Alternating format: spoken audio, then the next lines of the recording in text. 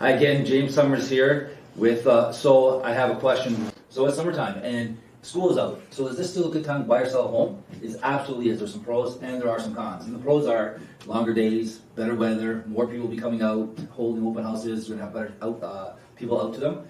Downsides is, you might have to give up some vacations if you're thinking of moving. You also gotta move in the heat, unless you hire professionals. But it's always a good time depending on when you're buying or selling, as long as you're buying or selling in the same market. So welcome to the summertime. I'm looking forward to having summer for sure. I'm here today with Sandra Andreychuk, who is a specialist at preparing for end of life. Kind of the last journey of your life, like the last chapters of your life. Last chapter. Yeah, probably sounds better. Golden years. The golden years. So this woman knows, if you have a question, she knows the answer. She doesn't even have to check it out. She can just, like that. So, so Sandra, thanks for coming on my podcast today. Sure. Thanks for having me. I don't want to have just real estate on it. I want to talk about real life things. Yeah, and for sure. The one thing you and I were talking about, and I'll just let her in, Sandra's my sister-in-law as well, so she's stuck with me. Preparing for, like you said, last chapters. Yeah. You've raised your family. You have this, say, larger home that there's two of you living in. We hear it all the time going, oh, it's just we're empty nesters. Yeah. There's only two of us in the house. Yes. But what should we be thinking about Yeah. surrounding that and making sure we get the most out of the last chapters of our life? So what I actually am is I'm a registered nurse. I'm also a healthcare ethicist. And I was a nurse practitioner for many years before getting more into the palliative care end of life realm. And that really came with my healthcare ethicist hat. Right. And so from there, I really started to recognize how important it is for planning for seniors. And we don't give it a lot of credit. We just think people, grow old, they age, and they die in their home, their forever home. And when I work with seniors, a lot of them will tell me, I really want to just stay in my home. I don't want to, move to another facility. I don't want to downsize. I don't want to, I just want to die here. It's been my home. All my treasures are here. All of our family memories are here. And that's, a wonderful dream to have. The reality is that it becomes very difficult for people to continue to live in the home that they initially purchased, whether that be your matrimonial home or, maybe even like the second time home that you moved into when your kids were young, because I know there's a lot of movement now compared to when our parents were, my parents are still in the same home that they've been in for 60 years. But you need to start looking at your environment, and I call that an environmental scan, and I help with advanced care planning, advanced care health directives, and part of that directive is about shelter, right? It's like, what do you want to do in terms of living arrangements if you're no longer able to live in your own home? And so people need to take a step back, look at the home and say, if I needed a walker or I needed a wheelchair, how accessible would my home be? Like, say, a second story. Like, how do I get to the second story? Yeah, exactly. Yeah, or even like some of the bungalows that have like a little lip of concrete and then 3 stairs up and 10 stairs down, or a 2-story.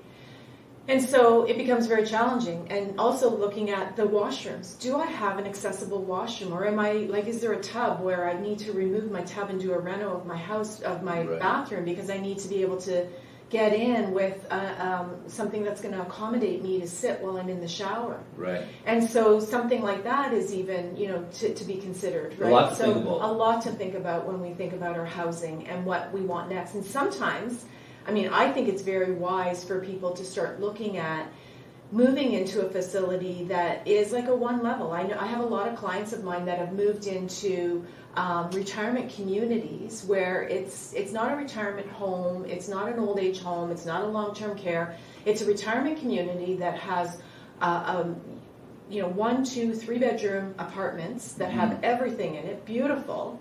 And, they have social outings, they have recreational space, they have green space.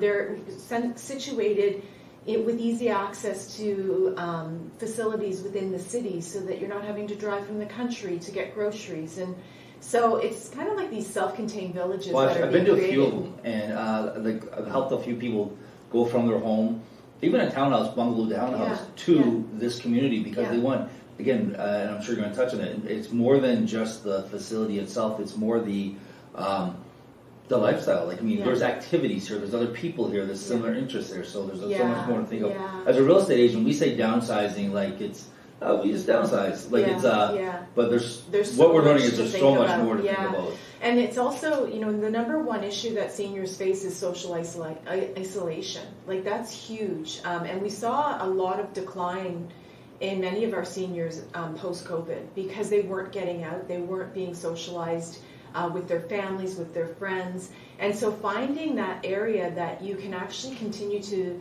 have relationships. And I always say, you know, whenever I do talks or I do seminars or I get out there in the community, I say, find community, find people, because your community is the most important thing as you age. You need that support from others, right. And it's so important. So if you can find even like a smaller, you know, community, you don't necessarily have to go into a retirement community that's structured. You may find a home that has, you know, many people that are growing old in place as well. So yeah, so it's important to be looking at. And I think that's the other thing with our demographics. I think that we think of that you either stay in your home or you go to nursing home. Like right. we have like a two-step process when Yeah. actually there's like so many different processes and what we were talking about just before we started filming today. Home hub, was that what you were talking about? Yeah. So this is a very neat idea that Sandra was talking to me about. So I'm going to talk about a great idea to stay in place in your home. Yeah. So just tell us about that. So the Home Hub is, it actually was a group in Toronto. It was a physician in Toronto that recognized the need for alternative housing. Because our long-term care is very complicated, and it's something I'd be happy to speak to people with if you feel like you or your parent are heading in that direction. But long-term care is really reserved for the sickest elderly people that we have in our communities now. Unlike how it used to be where you'd go to an old age home. Right. It really is equivalent to an acute care setting, but it's for people that will never leave that hospital setting. Right. And so our wait list right now is 40,000 in Ontario. Our wait list is 40,000. That's the wait list. Wait list. And so you're looking at, unless you're, and it's really not, you know, I always say it's not necessarily a wait list as much as it is a triage list. Okay. It's the sickest are going to get it first, the ones that really cannot live in a home. Does not take a number. Yeah, it's like who can't live in a home or are blocking a hospital bed, acute care bed, and need to get somewhere else. Those are, you know, sort of how we triage the list. So that means that there's many people who are living in their home that either can't afford the care that needs to come into the home for them to stay there, or are having to look at alternate housing, which is retirement communities, assisted living, supplemental care, which can become very costly. And when I say very costly, I'm not talking a couple thousand, I'm talking upwards of $10,000, $11,000 a month. Wow. To get care into your home. And so this Home Hub, what they've done is they've started building, buying up real estate, looking at the housing market and saying, okay, this is a 4-bedroom home. We can make this into 3 separate little units. And then they can house 3 couples or 3 individuals. And then they supplement the nursing care. So the nurse is then assigned to that home. Oh, okay. And then the families pay for that nurse, but you're splitting the cost. Because the other thing people don't know is when you go through a nursing service, they often will not come into your home unless you give them 4 hours worth of work. So oftentimes people just need a shower in the morning, right? Or they need the insulin administered because they can't give it to themselves. They get just and so you don't need somebody to come in for 3 hours to do that. Right. So the families will then hire that nurse for 4 hours, and they'll have enough time to care for the individuals in that home. So it's quite a creative idea. It's something that I just came across this past spring. Right. And then the other thing they do is they will assess your house. So say I want to stay in my house. I have, as you know, I have an apartment in the basement. Right. Plus I have another room with an ensuite and then an ensuite room upstairs as well. And so for them coming into my home, they would look at that and go, okay, well, we've got 2 other areas that we could house people. So maybe I don't have to leave my house.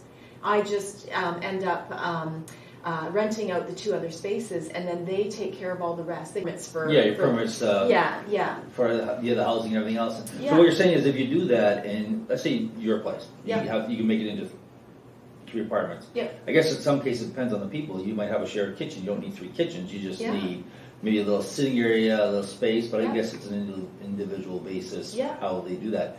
But what you're saying is, let's say, like you said, like some nurses are 4-hour minimum. Yeah. Well, you got 3 people there that need nursing. Yeah. So now you come in for 4 hours, and she can look after all 3 people that need nursing. Yeah. And then you split the cost. That's right. Third. That's right. That's right. So instead of paying $400 for that 4 hours of nursing, you're now paying $133 because you're dividing that by 3. If I did my math correctly, pretty close. We used to see that the kids were taking care of the parents, but now the parents are taking care of the kids and having kids come into the home, right? Or they're making accommodations in their home in order to have the kids stay so that they can continue to save money so that they can afford their own home. But I'd like to see the reverse happen as well. So for the parents that are supporting their kids, I think, children need to continue to support their parents so that their parents are well looked after as well. Right. And we kind of forget about it, right? We let it slip off the radar that, as people age, they need support too. Just like they gave us support when we were young. We need to start looking at this idea of generational homes as well. I think, and you are. I'm seeing a bit of that where and it's certain ethnic groups are better at doing this than others. Yeah. And they will move back home, or they will sell. I have a client right now. She's Portuguese, and she is looking to buy a place with her parents. Yeah. They own a house. Yeah. Small children, but they want to get a bigger house, and so everyone's going to sell the 2 houses, and they're going to buy a house that works for everybody. Yeah.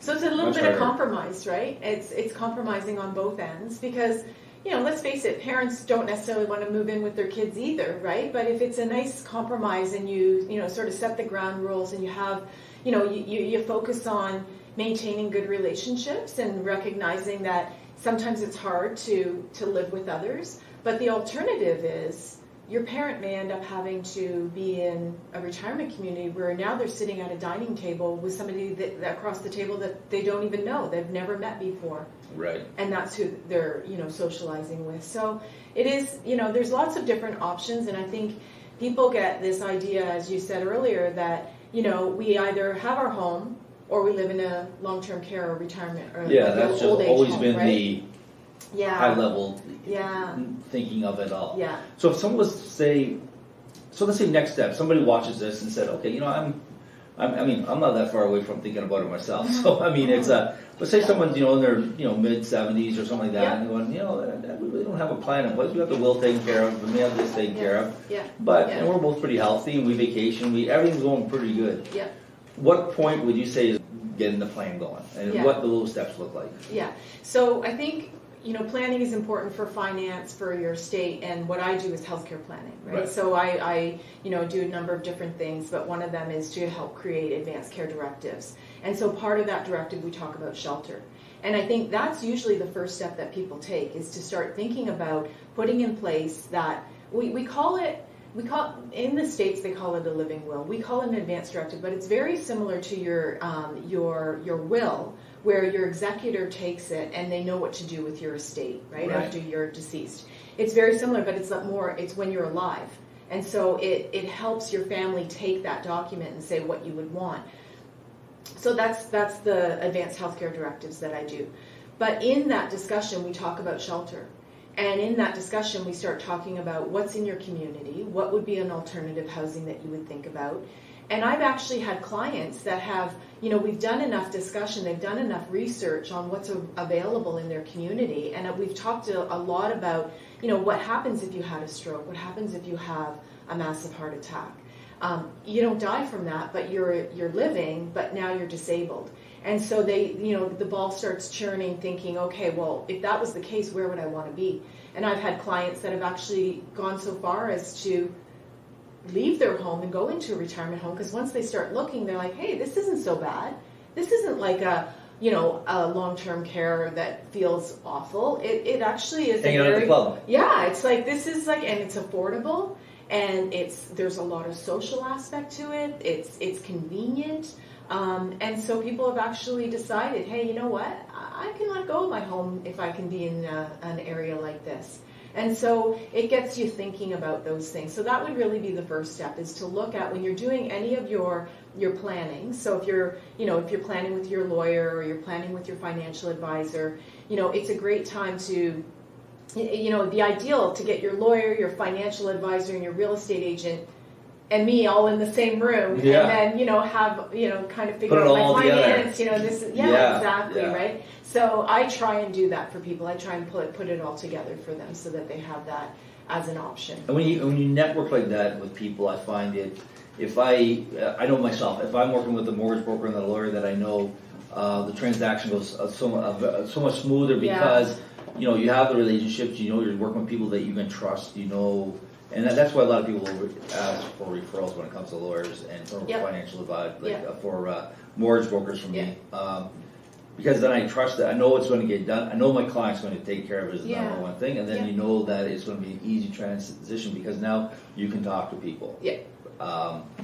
So that would be the first step. And that would be so much more to think about. I mean, before you and I started talking about this topic, I just think you plan for downsize, get a bungalow,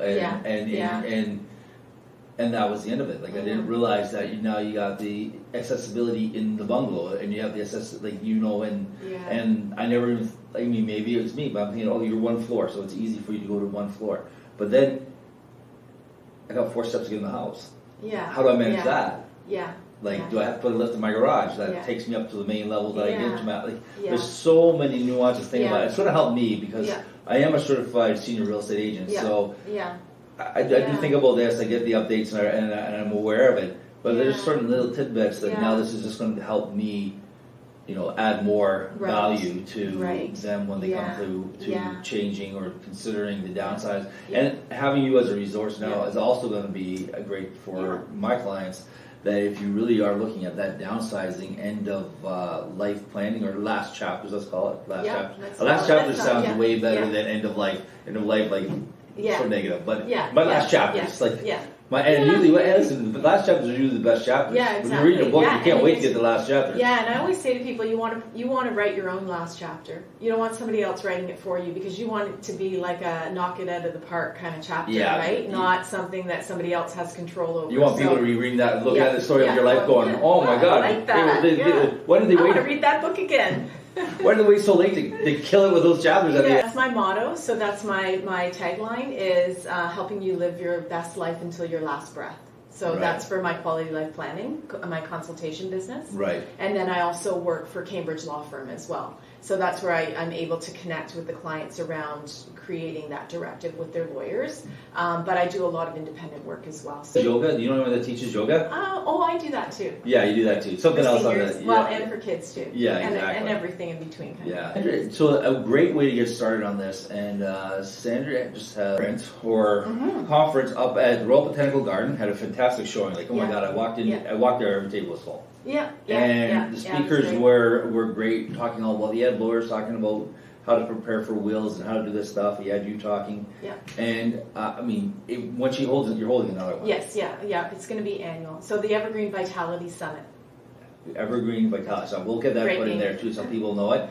Your contact information will be there as well. So if you want some more information on that to me is a great starting point too, because you actually do what you just said. You get your lawyer in the room, you get a financial planner in the room, you get a real estate agent in the room, and you get you in the room. So this is where you have that meeting with all 4 parties. And get the information. And just hear what they have to say. And we also had over 20 vendors as well, specializing in things to help people as they age. Right. And it was great opportunity for people to walk around, casual environment, no commitment, just understanding a few things that, maybe they didn't understand before they walked in the room, which is, really what our intention was to help people live well, healthy, and, and continue to enjoy life and not feel like, after retirement, there's nothing left, right? There's so much more to life. And so if you have some questions for Sandra regarding your next chapters, how to plan for it. If you just how to get started, Sandra's the person to go to when it comes to this. She has so many resources at her hands with lawyers and financial planners and real estate people. But she has a lot of contacts around her that help you out and to help you get you on the right track. So I really appreciate you coming today. Thanks. I think hopefully people learned a little bit about like the next chapters and making sure they prepare, and shelter is a big one. Yeah, a big one. It's a big for one. sure. Like it's one of the, for sure. So Great. thanks, Sandra. You're welcome. Thanks for having me. Okay.